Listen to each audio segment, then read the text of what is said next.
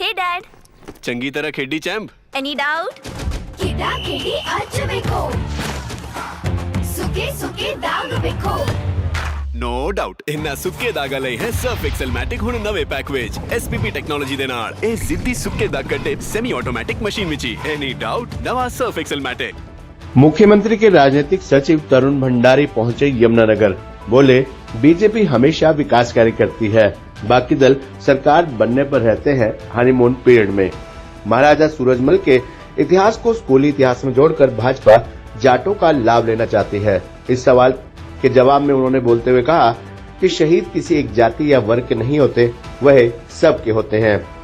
यमुनानगर में मीडिया से बातचीत करते हुए मुख्यमंत्री के राजनीतिक सचिव तरुण भंडारी ने कहा कि हरियाणा में मुख्यमंत्री रहे मनोहर लाल के समय में विकास की जो लाइन शुरू हुई थी, वह अब मुख्यमंत्री नायब सिंह सैनी द्वारा लगातार आगे बढ़ाई जा रही है।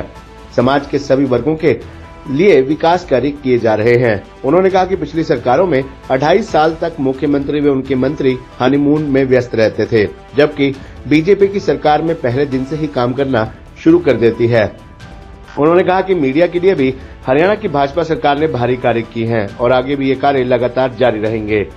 महाराजा सूरजमल के इतिहास को स्कूली इतिहास में जोड़कर भाजपा जाटों का लाभ लेना चाहती है के सवाल के जवाब में बोलते हुए तरुण भंडारी ने कहा कि शहीद किसी एक जाति या वर्ग के नहीं होते, वह सबके होते हैं और भाजपा ऐसे सभी शहीदों और इतिहासकारों का सम्मान करती है। मुख्यमंत्री के राजनीतिक सचिव यमुनानगर के जगाधरी में भूपेंद्र राणा के पिता के निधन पर शोक व्यक्त करने पहुंचे थे। इस दौरान बड़ी संख्या में भाजपा कार्यकर्ता मौजूद रहे। ये भंडारी आज कैसे यमुनानगर में आना हुआ और क्या कार्यक्रम था?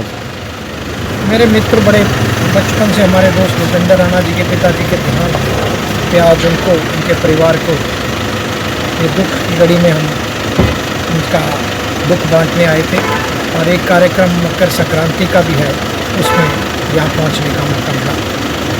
भंडारी जी 100 दिन पूरे होने जा रहे हैं सरकार के, क्या कुछ घोषणा हो सकती है?